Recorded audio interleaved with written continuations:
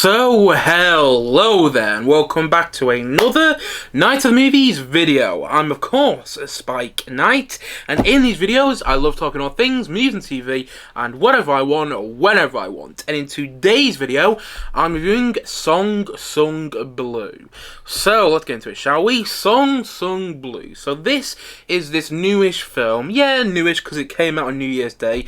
You know, I'm a bit late reviewing it, but you know, they say better late than never. Yes, this is his newish film starring Hugh Jackman and Kate Hudson, who are both in a who play characters who are both in a Neil Diamond tribute act in this film. However, they don't like to think of themselves, the characters in this movie that are played by Hugh Jackman and Kate Hudson, the lead two characters in this film, do not like to think of themselves as part of a Neil Diamond tribute act. They like to think of themselves as Neil Diamond interpreters, if I got that correct. I think I have, but yeah, I'm not entirely sure because I saw the film about a week ago now. Point is, they're in a Neil Diamond tribute act, and I saw the trailer for the film about I don't know, a good couple of months ago now, and it kind of snuck up on me. I didn't know this one was in production, and I wasn't really sure what it was when I first saw the trailer pop up on my feed on YouTube, but then I ended up watching the trailer. I was like, that, and I went, okay, that is a film that I want to see. And the film came out on New Year's Day, as what he said, and I was away on New Year's Day, so I didn't get the chance to see it until I came back from my holiday. But even though there are not many showings of the film anymore, at least there weren't about a week ago, there's probably no showings of the film anymore in cinemas, or very, very few. Even so, I struggled to find showings of this film at my local cinemas. I still managed to find one showing, and I jumped at the opportunity to go to that showing because the trailer looked wonderful, and you know, I'm not overly familiar with Neil Diamond music, but from what I've heard here and there, his music has always made me smile, and I thought the film was going to make me smile as well. And honestly, that's exactly what it did.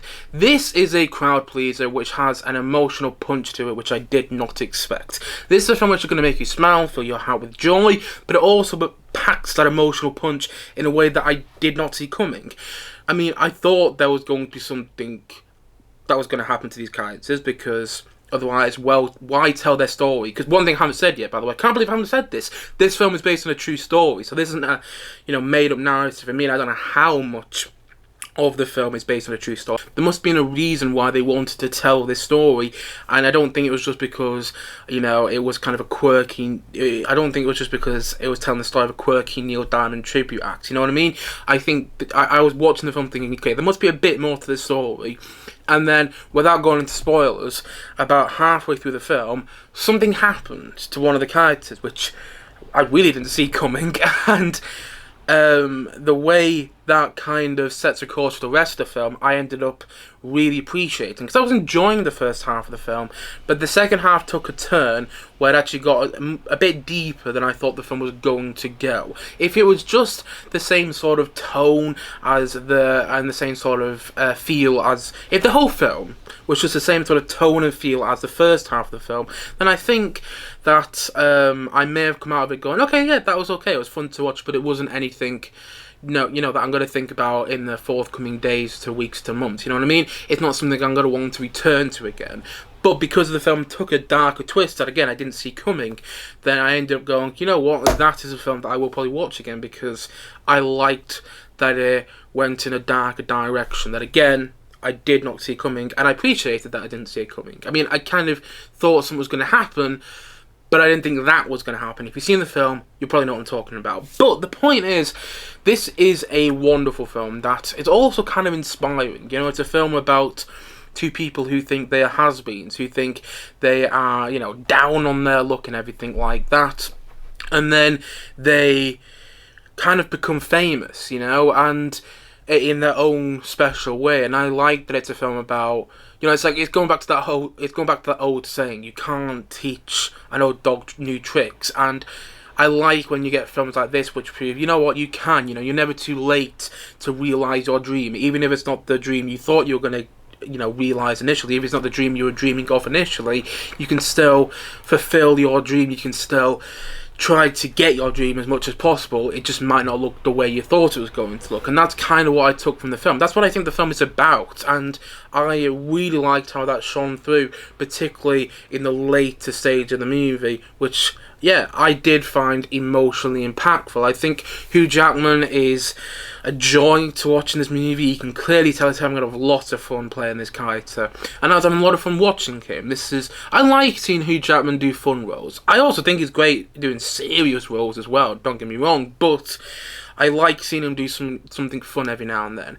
And he's got another quote-unquote fun movie, if you will, coming out later this year called Sheep Detectives, in which he plays a shepherd to some sheep, you know, on a British farm. And I'm like, okay, yeah, you've got my interest. And apparently he gets killed and the sheep have to solve the crime.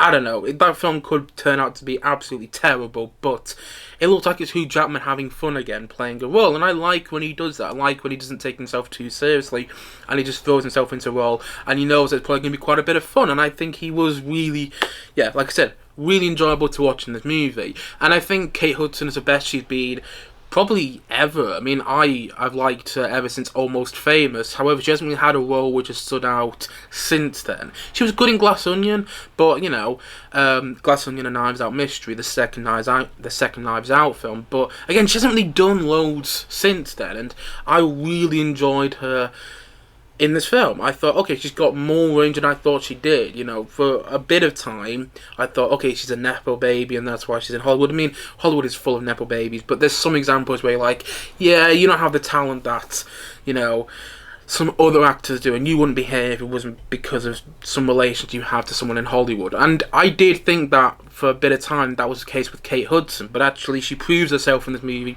that she's not just a Nepo baby, that actually she is a good actor, and that she can provide an emotional range that I did not really expect from her. And she's quite good on giving subtleties in her performance as well, which I didn't expect from her. You know, quite a few moments in the movie I was caught off guard by her. I was like, okay, you're playing this character very well and very authentically. And yeah, I thought Kate Hudson was great to watch in the film. I will say the film isn't anything earth-shattering. It's probably not going to win any Oscars. There are some rumours and some reports out there that, you know, Kate Hudson is going to get nominated for Best Supporting Actress in this film, and that's great, but I don't think she'll win. And, you know, the Oscars don't matter anyway. But the point I'm making is, this is not a masterpiece. You know, you're not going to come away from this movie going, wow, I think my world is being turned upside down now.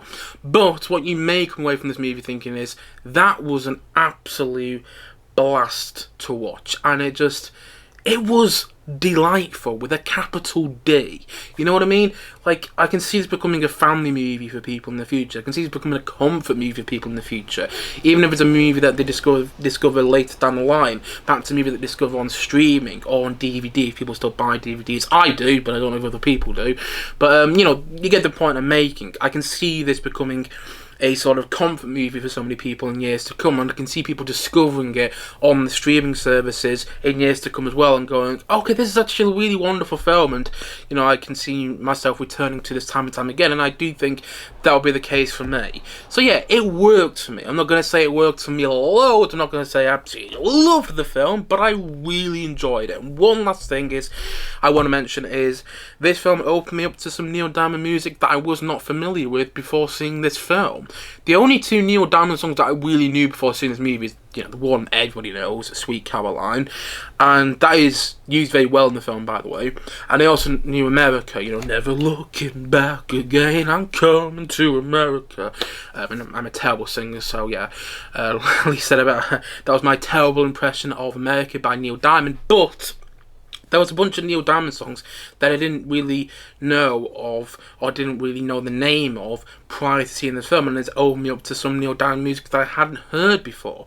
Like, I hadn't heard, what's it called? I'm just forgetting the top, I'm forgetting it. What's it called? Forever in Blue Jeans? Yeah, Forever in Blue Jeans. I didn't really know that song before seeing this movie. Crackling Rosie, didn't really know that song. Didn't really know the song Sung Blue itself, and I hadn't really listened to Cherry Cherry before seeing this film. You know, there's a bunch of Neil Diamond music now that I'm getting into thanks to this film, and I always like it when a film of this nature opens you up to something that you weren't perhaps familiar with before. You know what I mean?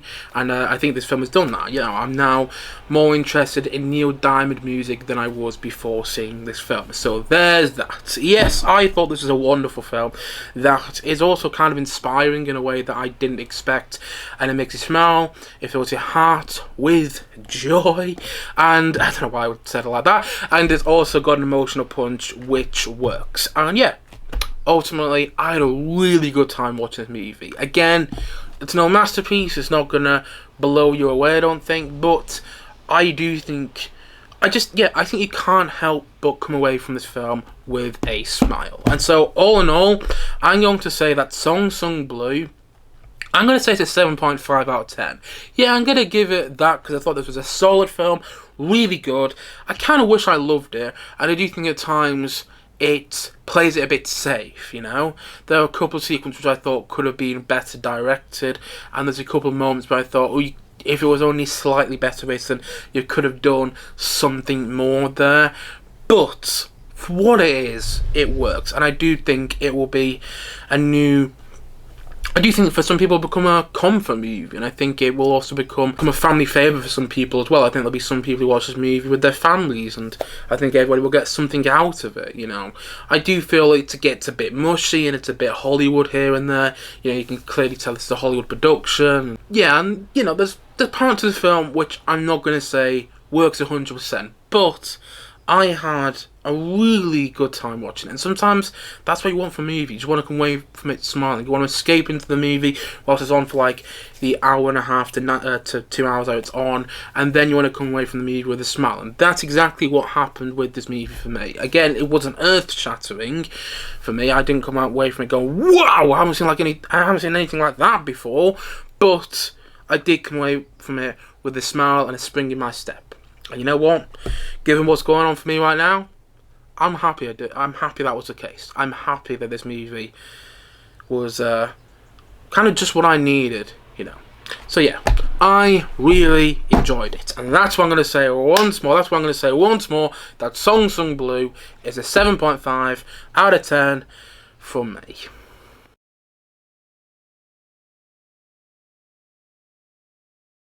Anyway guys, that's it for today's video. If you have seen Song Sung Blue, please let me know your thoughts on it in the comment section below. And as always, thanks for watching this video today. And if you haven't yet, please do click down below and like and subscribe on this video, if you enjoyed the video of course. And look forward to many more videos coming very, very soon on this channel. As already said, thank you so much for watching this video today, and I will see you guys again soon. But bye for now. Bye.